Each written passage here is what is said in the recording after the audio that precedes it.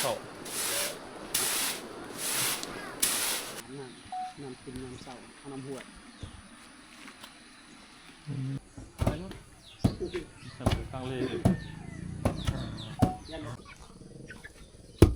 ยังบ่ทันได้พัดเถื่อมัน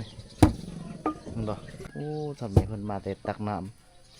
ำห้วยได้นี่เนาะห้วยนี่บ่เห็นบ่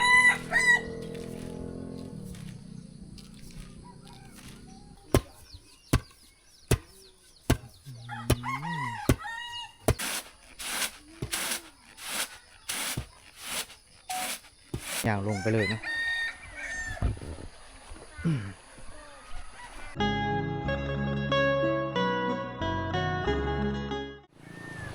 สบาย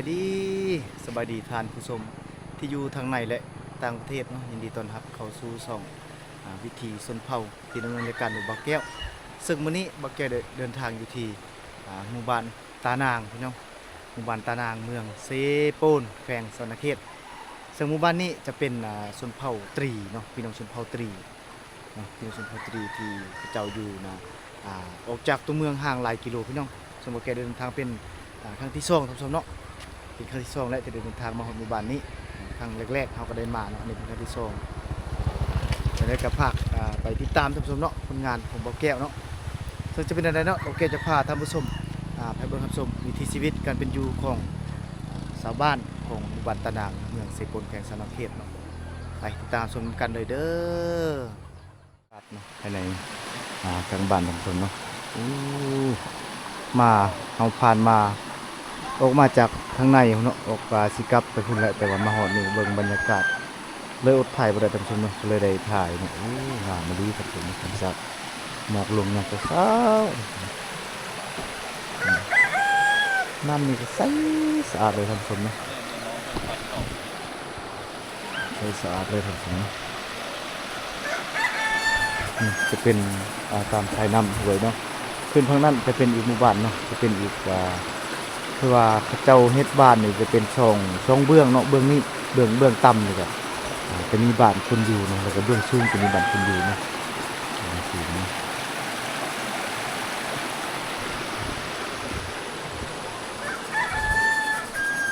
บรรยากาศรวมๆนะครับสมนี่เส้น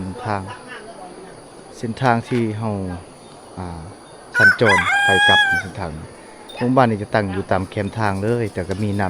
ำฝ่ายอยู่กลางบ้านนะครับผมเนาะไปเนาะท่านผู้ชมไปเบิ่งบรรยากาศรอบๆของหมู่บ้านเลยเนาะมันเป็นอะไรท่านผู้ชมเนาะเราเกี่ยวจะพาท่านผู้ชมไปเบิ่งในแต่ละโซนนะท่านผู้ชมของหมู่บ้านตะนางเมืองเซโปนแขวงสวรรณเขตเนาะมันจะมีกิจกรรมอย่างนี้ให้เราเบิ่งรับชมเนาะมีมากมายและอันหลายอย่างรับชมเนาะเป็นเขตชนบทที่ห่างไกลโซลิกจากตัวเมืองหลายพอสมควรรับชมเนาะเดี๋ยวนี้ก็จะเป็นสายน้ำที่ไหลผ่านอยู่ในจุดกลางบ้านรับชมเนาะโอ้โหน้ำไหลสะอาดเลยครับเนาะใสสะอาดเนาะน้ำฝนตกได้เมื่อคืนนี่ครับชมเนาะเมื่อวานกับเมื่อคืนนี่ฝนตกแต่ก็ยังบ่เป็นหยังครับชมเนาะเดี๋ยวเอาสิข้ามน้ำนี้ไปเนาะข้ามน้ำไปฝั่งนั้นเราไปเบิ่งฝั่งนั้นมันมีกิจกรรมเนี่ยเข้าผมเนาะ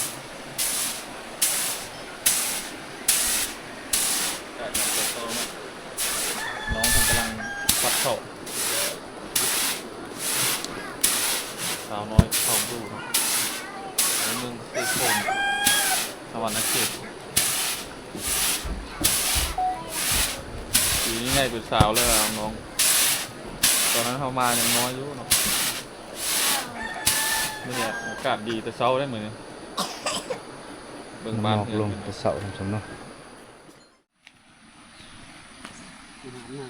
น้ำกินน้ำเสาเอาน้ำหวดอาบน้ำเนาะอย่างเสาๆอย่างนี้เนาะโอ้งามเลยหมอกลงนี่น้ำหมอกลงเนาะนี่กับบรรยากาศเศร้าๆเลยเด้อทุกคนเลย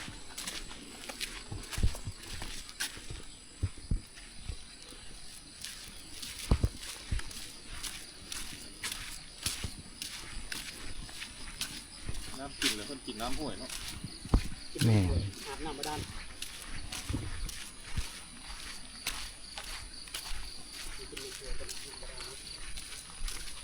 น้ำบาดาลบ่แซ่บคนส้มนี่ น้ำห้วยนี่แซ่บกว่า เจ้าเคยกินแบบนั้นเนี่ย ก็ขึ้น ดึงไผ่ดึงมันเนาะ น้ำบาดาลกลางแล้ว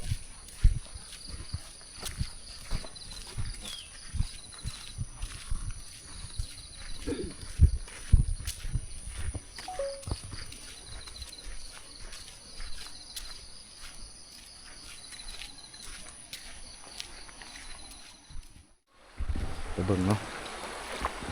น้ำกับบริเลิกเลยผมเนาะตื้นๆตรงเนาะน้ำเป็นน้ำที่ใสสะอาดอยู่เนาะน้ำใสนะครับใช่ไหมไป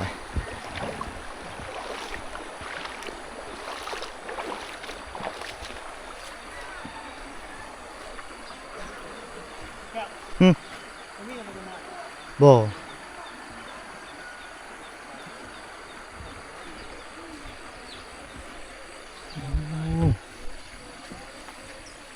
เป็นอะไร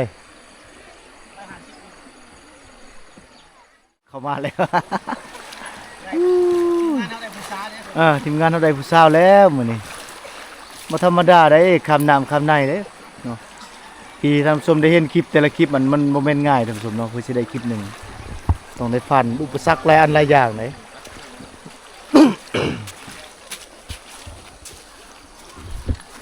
ได้ผู้สาว ย่างรอบบ้าน น้องยังซื้อแล้วนี่ น้องจอย น้องจอยโอ้ น้องจอย ทุกคนกลับบ้านนี่บ่ อืม น้องจอยเพิ่นพาเลาะชนบทเนาะพา น้องจอย อ่า เลยเป็นงาม เลาะบ้านเนาะ ปลารอบบ้าน เอ้ยเพิ่นเอาพัวแล้ว ก็เลย โอ้ไปผมสุก จ้อยบ่ ไปติดตามสนุกกันเนาะแบบยาวๆเลยเนาะนี่ น้องคนพาน้องคนเอาตามออกเนาะเอาลากกูมือไปตำกูมือเนาะ ตามทุกมื้อกินทุกมื้อเอามันบ่มี64เด้มันเก็บข้าวสารบ่ได้ ลากกูมือกับตำกูมือเนาะ ต้องได้ตำทุกมื้อได้ กำลังปักปุกปักเนาะ เสียงดังตุ้มต่ำอยู่เด้ ไปนู่นทำเป็นข้างเล่ ยันไม่เคยถ่ายเลย อื้อหือ กับพี่น้องตาลอยครับกำลังตำเข้าเนาะยามเช้าๆตำเข้าตลอดตำทุกมื้อ ตำเช้ากินแรงตำแรงกินเช้าจำไว้เนาะ เป็นน้อยไฟฟ้าลงแล้วเนี่ยบ่เห็นแล้วบัดนี้เนาะ คันมีฮงซีนี่ก็บ่ได้ตำแนวนี้แหล้ว ถือว่าบ้านนี้มีเสาไฟแล้วแต่ว่ายังบ่มีหม้อแปลง ตั้งน้ำบ่ เสียไปความลาว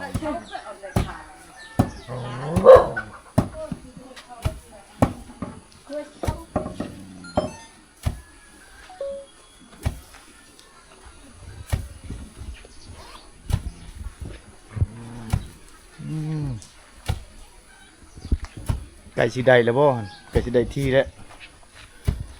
เริ่มขาว เท่าไหร่ แล้วเนาะ หม้อแปลงน้อย เริ่มขาวแล้วเด้เขา จัก เริ่มขาว น้อย แล้ เนาะ ว 8-9หมื่นเนาะ แพงนะ หมู่เรื่องนั้น ได้แล้ว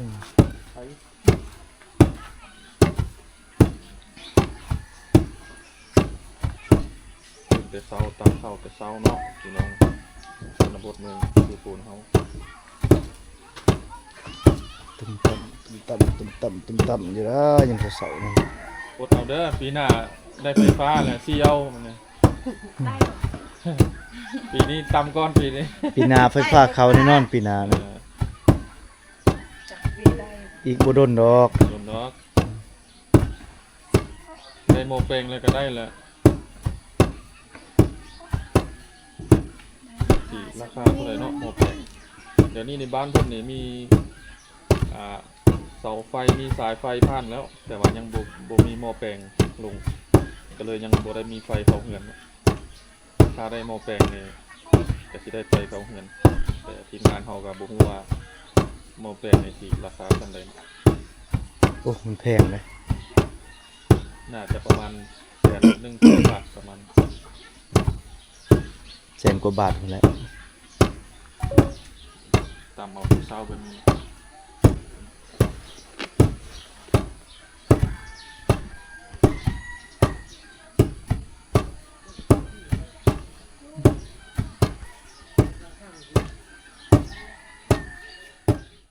ครับบรรยากาศอ่าในแต่ละโซนเนาะโอเคจะย่างเลาะออมบ้านเลยเนาะท่านผู้ชมเนาะใช่เบิ่งในทุกโซนทุกโซนทุกโซนเลยเนาะเป็นอะไรบรรยากาศหรือว่าทิวทัศน์ธรรมชาติในหมู่บ้านแห่งนี้เนาะท่านผู้ชมเนาะจะเป็นผสมกันเลยเนาะนี่ทางนี้ก็ตำข้าวอีกท่านผู้ชมเนาะเพิ่นบ่มีบ้านแบบบ้านบ่มีไฟฟ้าก็เลยได้ตำทุกมื้อเนาะตำเช้าตำแลงไปใส่อะไรมาจอยงานพุ่นละโอ้เขานี่แดงเนาะยังบ่ทันได้พัดเทื่อมันนี่มันบ่ เขาบ่ฮู้ บ่ฮู้อีกบ่เข้าใจบ่ เออ เอ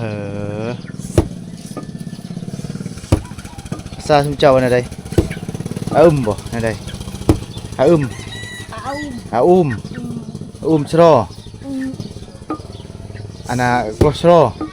เออก ลอชรอแม่นน่ะ อืม อ่าอาอุ้มกลออืมยังบ่อันนั้นเด้บ่ทันละเอียดอันนี้น่าจะแม่นรอบที่สองอาอุ้มจักเทื่อจังแล้วนี่ มอมเลย อ่า มอมเลยไป อ่า ไปเจอมอม โอ้สามเทื่อ เออ โอ้ผัดสามเทื่อเลยก็งามเลยผมว่าเนาะกินได้แล้วมาได้แล้วผัดสามเทื่อ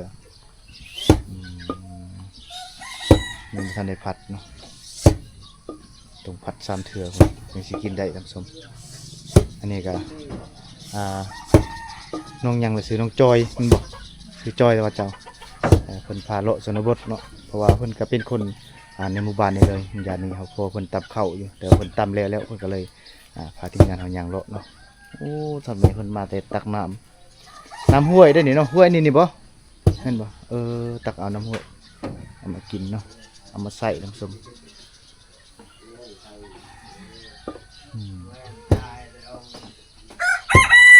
ภาษาค่อยกะกลอสโร เออก ลอสโรภาษาค่อยอึมสโร สรอ ภาษาคล้ายๆกันเนาะคล้ายๆกันกับภาษาค่อยเนาะ อืม อ่า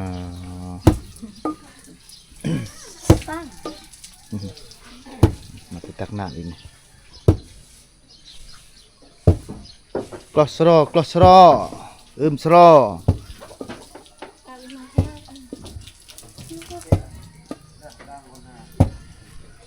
จะตำแล้วเนาะแต่เช้ามันบ่ตำทุกมือคือกัน เดี๋ยว โอ้น้ำไปตักแล้ว เดี๋ยว ตำทุกมือทำสมเนาะตำวันนี้กินมื้ออื่นอันนี้ตำนี่กินต้นแรงตัวนี้แม่นบอกเล่านี่เข้าใจเบิดเลยเราเข้าใจหมดน้องได้เข้าโรงเรียนอยู่บ่โอ้น้องฮู้ภาษาลาวเนาะอืมน้องจอยทำสมไปทาเพิ่นพัดเข้ากันทำสม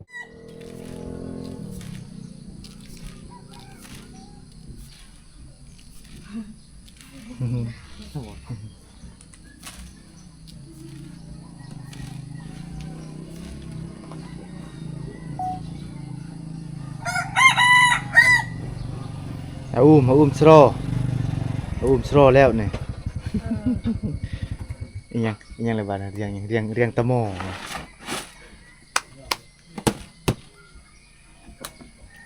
เตรียมผัดเลยท่านผู้ชมเนาะแต่ว่าข้าวเรานี้มันออกสีแดงจังหน่อยนะเป็นข้าวไห่ข้าวไหม้หรือข้าวเก่านี่ข้าวไหม้ เตี้ย โอ้ข้าวติปีกายเนาะข้าวไหม้ยังบ่ทันหุดเลย เที่ยง กำลังเริ่มสุกแล้ว เข้าใหม่แล้วอันนี่เข้าเก่า โอ้แสดงว่าเพื่อนหลังนี้นี่บูดข้าวได้เนาะสำนี้ยังกินข้าวปีกายอยู่สมควรนะ คนดุมันอย่างดุเนาะ แม่นคันเขียดตะโอยหันโอ้ยบ่มีแล้วข้าวเก่านี่ ให้ มัน โบ จะ ราณ ข้าวใหม่ข้าวใหม่กับข้าวซื่อเท่านั้นแหละ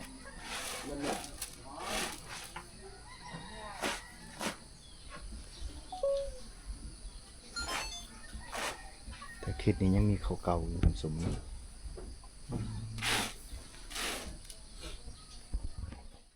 เส้นทางและก็มีนำห้วยผ่านทางกลางบ้านเราจะขึ้นไปฝั่งนี้เนาะฝั่งนี้จะเป็นโน่นสูงเนาะทางนี้เนาะโน่นสูงเนาะทางนี้ลุ่มๆต่ำท่านผู้ชมบนเขาจอดรถต่ำทางนี้สูงเนาะมันจะเป็นสูงต่ำนะหมู่บ้านนี่สูงแล้วก็ต่ำเนาะคล้ายๆกับว่าเบื้องนี้มันจะอยู่ในเนินภูเนาะเบื้องนี้อยู่ทางนั้นมันจะอยู่ในหุบเขาว่าในนั้นก็แม่นเนาะนี่เห็นบ่ท่านผู้ชมบรรยากาศรวมๆภายในหมู่บ้านเนาะเป็นเฮาสิกินกล่องลุ่มๆให้ท่านผู้ชมได้เบิ่งชมกันเนาะว่าบรรยากาศเป็นอะไรยามเช้าๆเนาะเฮามาเป็นครั้งที่2ครั้งที่3เนาะท่านผู้ชมเนาะ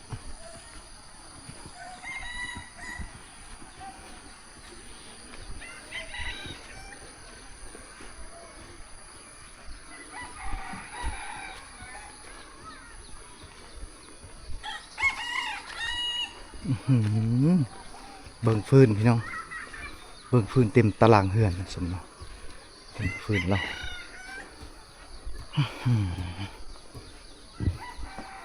นี่ฟืนเต็มตารางเฮือนเพราะว่าเขตชนบทเนาะเขาเจ้าบ่ได้ใส่เตาทั้งสมเนาะเขาเจ้าใส่ฟืนนี่แหละดังไฟเฮ็ดกินเนาะเขาจะเอาฟืนไปตัดเอาฟืนจากป่าแล้วก็คนมามือละแบกครับสมเนาะมือละแบกเอามาไว้เฮือนแล้วมันจะหลายเป็นกองในนี้เนาะก็จะเอาเท่าเดียวมันก็เสียเวลาครับสมเอาเท่าละมือละน้อยเนาะมาเบิ่งภาพบรรยากาศทางลมเห็นบ่นี่ทางเอาขึ้นมาอย่างไรนี่บรรยากาศสนุกแล้ว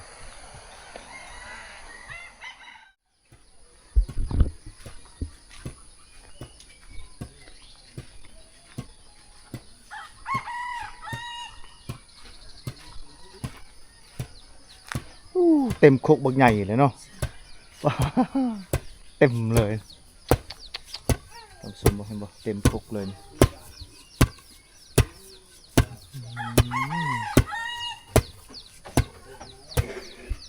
เมื่อวานนี่ก็ตำเต็มโคกอันนี้แหละนี่ก็ตำนี้มัน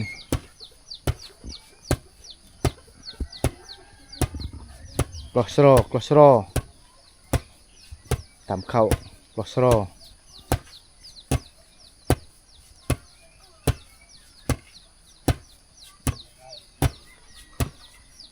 เป็นอะไรส่งเอ้ยน้องบ่เนี่ยเป็นอะไรเอ้ยน้องกันบ่หรือว่ามาเป็นไฟอยู่เฮือนหลังนี้นี่นั่นแต่ว่า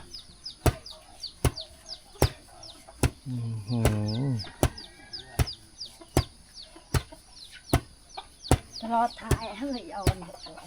นี่แหละเพิ่นว่าเนาะวิถีชีวิตในชนบททางชนเนาะวิถีชีวิตในชนบทของเหลากลางก็คือพี่น้องชนเผ่าตรีอยู่ที่บ้านตานางเมืองเซโปนแขวงสวนเขตนะท่านผู้ชมเป็นชนบทในเหลากลางเนาะซึ่งจะมีภาษาเป็นเอกลักษณ์ของชนเผ่าเลยท่านผู้ชมเนาะจะใช้ภาษาด้วยเอกลักษณ์ของชนเผ่าเขาเจ้าเลยแล้วก็อยู่ในนี้จะมีอาชีพการงานก็คือเขาเจ้าได้เฮ็ดให้ท่านผู้ชมเนาะเฮ็ดให้เฮ็ดสวนมันเนาะอาชีพหลักๆก็เป็นเฮ็ดให้เลยท่านผู้ชมอาชีพเสริมก็เป็นสวนมันเนาะปกติแต่ละครอบครัวเพิ่นเฮ็ดเนาะแต่เสียดายแถวหมู่บ้านนี่บ่มีไฟฟ้าท่านผู้ชมก็เจ้าก็เลยได้อาศัยแรงงานตำเอาเนาะถ้ามีไฟฟ้าเนี่ยจะซื้อฮงซีมาใส่แล้วมันจะสบายหลายขึ้นท่านผู้ชม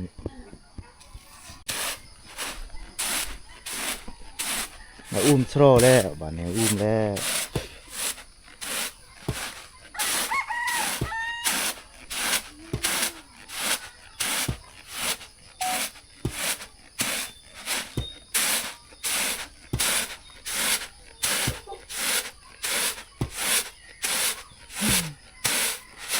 ผัดประมาณ4 ครั้งนะท่านผู้ชมเนาะเป็นผัด4 เทื่อแล้วก็แล้วเลยเอาไปมาได้แล้วมียังอีกประมาณ2มีผัดเป็นเทื่อที่2เลยผัดประมาณ4 เทื่อผัดแกะยังนี่ก็เอาไปมาได้เลยเด้อท่านผู้ชมเนาะ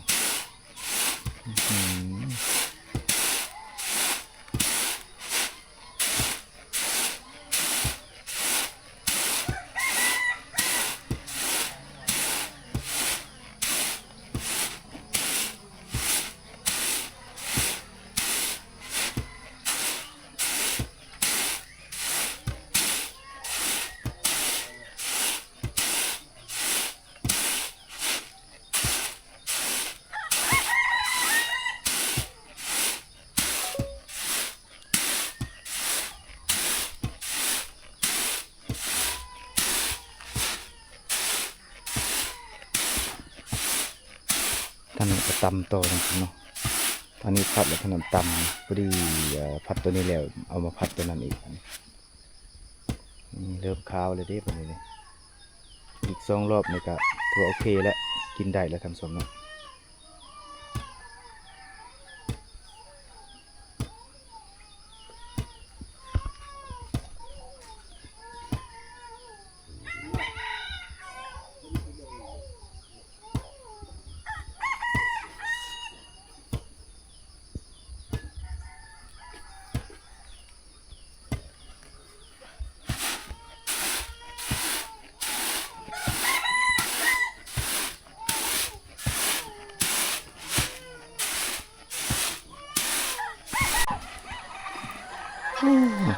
บานสุดยอดเลยพี่น้องนะสวยสดงดงามขนาดจะมีสายน้ำไหลผ่านเลยท่านผู้ชม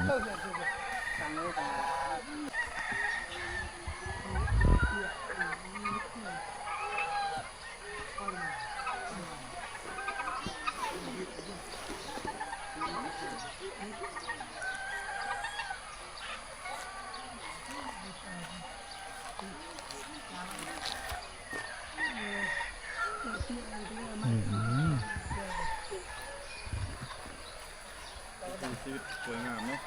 มีละลายมุดแบบนี้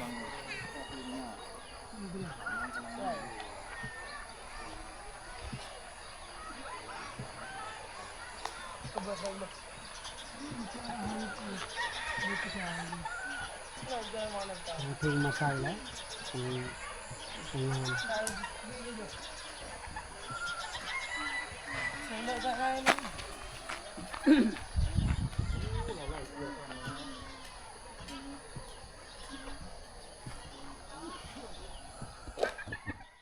ตอนนี้เฮาถือว่าเฮาเก็บบรรยากาศอยู่ทางโนนภูนี้เสร็จเรียบร้อยเนาะตอนนี้บ่าวแก้วจะเตรียมลงพุ่นแหละลงไปถ่ายเขตลมเนาะแต่สิเก็บภาพจากนี้ลงไปเลยสิออมไปนี่เนาะออมไปนี่ไปติดตามชมกันเนาะไปเบิ่งอีกโซนหนึ่งที่เฮายังบ่ทันได้ไปก็คือโซนนี้เนาะโซนนี้เฮายังบ่ทันได้ไปนี่โซนนั้นเฮาก็ไปแล้วเนาะอีกโซนนี้ไปติดตามชมกันเนาะบ่าวแก้วสิย่างลงไปเลยเนาะ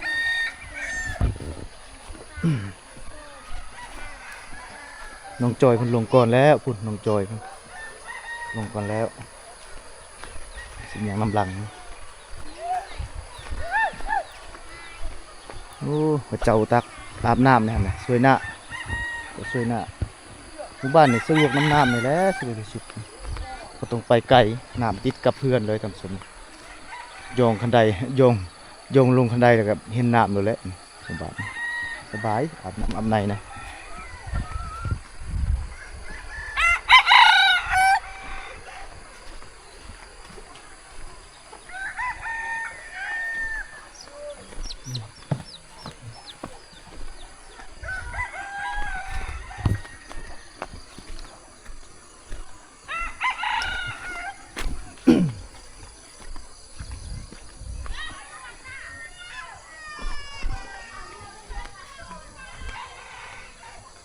อันนี้จุดเขาเจ้าผูกควายท่านผู้ชมเนาะจุดน่าจะเป็นจุดหมดบ้านนี่แหละมาผูกอยู่จุดเดียวนี่ตอนนี้บางเจ้าก็ได้ปล่อยแล้วในควายนี่แต่บางเจ้าก็ยังนี่มันจังบ่หลายเนาะปกติมันอาจจะหลายกว่านี้ได้กันนั้นแต่ว่ามีบางเจ้าปล่อยออกไปก่อนแล้วนี่เพราะว่าตอนนี้มันก็สวยแต่พี่น้องโมเมนต์7 โมง 8 โมงยังแล้วบ่นี่บางเจ้าได้ปล่อยออกแล้วเนาะควายอยู่ในจุดนี้เป็นจุดที่เขาเจ้าเฮ็ดแรงของควายเลยหลายตัวอยู่ในท่านผู้ชมเนาะมันเกี่ยมสิออกไปและออกกินยาเขตนอกนี่เนาะควายนี่เขาเจ้าเลี้ยงแบบตอนเช้านี่เขาเจ้าปล่อยออกประมาณ 7-8 โมงนี่แหละปล่อยเข้าป่าพุ่นน่ะปล่อยเข้าป่ามันหากินตามธรรมชาติพุ่นและบัดนี้ยามแรกมาประมาณ 3-4 โมงเลยเขาเจ้าไปไล่เอาอยู่ป่าเลยเอามาผูกบนแรงมานี่เห็นบ่นี่แรงควายนี่คือบางครอบครัวเขาเจ้าจะเฮ็ดคอกอันนี้บ่ได้เฮ็ดคอกเนาะเฮ็ดแรงเอาจะผูกใส่คอบริชนเข้าอีกครับสมเนาะบริชนเข้าอีกเลยผูกใส่คอเลยไปติดตามชมอีกมุมหนึ่งทำสมเนาะ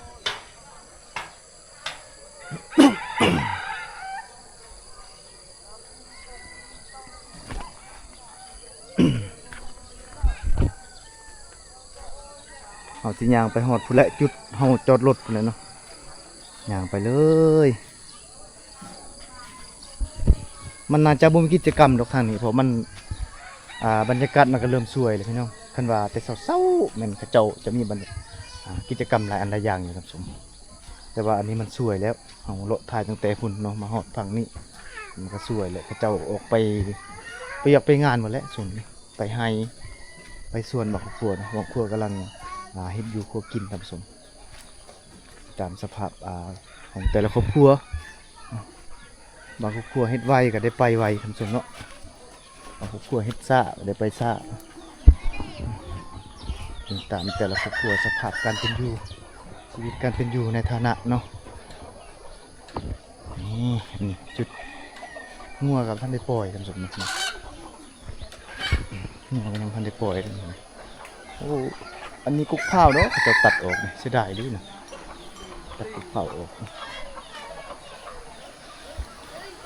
นี่จุดที่น้ำไหลใส่สะอาดทั้งสมสุดหมดเลยจุดนี้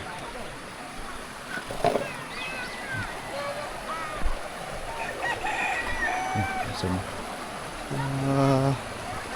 จุดที่น้ำไหลใส่สะอาดจะเป็นโคจมเนาะขามมานี่ขามกลับไปกลับมาอยู่นี่แหละใส่น้ำนี่ก็มันน่าจะแม่นลงมาแต่หัวผู้คุณบ่น้ำตรงนี้เนาะน้ำที่ใส่สะอาดนี่ยามแรงกับบริบกได้น้ำนี่ท่านผู้ชมเนาะยามแรงก็ซ้ำนี่แหละยามแรงก็แต่คันยามพลนักๆนี่อาจจะลายคนนี้ท่านผู้ชมมันน้ำมันจะลายเลยมันจะขุ่นใส่บ่ได้เนาะอันนี้เมื่อวันมื้อซื่อนี่ตกได้มื้อนี้หยุดตกเลยก็น้ำใสสะอาดคือเก่าท่านผู้ชมประมาณนี้อันนี้คือยูรุมเนาะที่เฮาถ่ายอยู่ถ่ายนี่บรรยากาศยูรุมเมื่อกี้นี่คุณเทิงคุณอยู่จุดนั้นนะเมื่อกี้นี่ลงมาลงท่านผู้ชมเนาะหมู่บ้านเนี่ยจะเป็นอมเอมกับพระเจ้าอยู่สองฝักพังระหว่างน้ำห้วยเนาะฝักเมืองนึงจะมีเฮือน